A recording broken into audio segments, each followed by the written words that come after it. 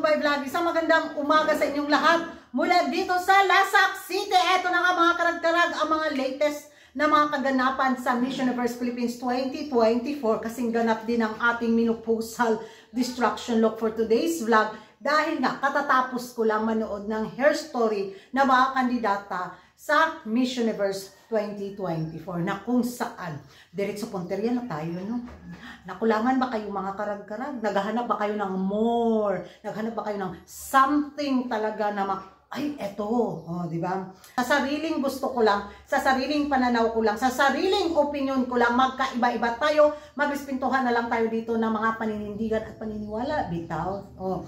So, nag-expect ako ng bongga sa taon na to sa hair story kasi last year talagang ang ganda, di ba? Kung matandaan natin yung pa-hair story ni CJ, yung pa-hair story ni Pauline, yung pa-hair story ni Pasig, yung pa-hair story ni Michelle D, o di ba sila yung mga kabit ko na kandidata na nagustuhan ko yung pa-video nila last year. Pero last year kasi parang pinagsama nila yung tourism video sa kanilang hair story kaya medyo mahaba. Pero sa taon na to nga, ang iksi lang ng oras, so nasa mga kandidata na lang kung paano nila i-deliver ng ano ba, mabilisan yung pa-hair story nila. So, hinahanap ko talaga yung emosyon, yung bang, ay, sa taon na to nakulangan ako ha. Sa sariling opinion ko lang mga karag-karag.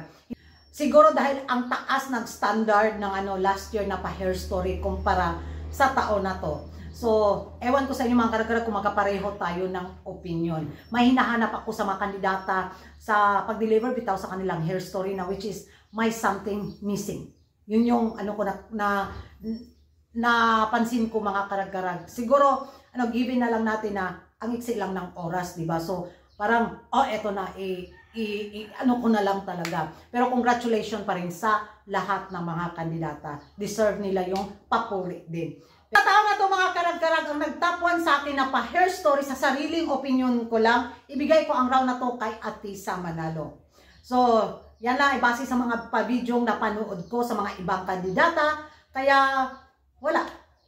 Nag-expect ako ng malamangan yung pa-hair story talaga ni CJ. So, sa round na to mga karag-karag, ibigay ko talaga kay Atisa Manalo ang top 1 na pa-hair story.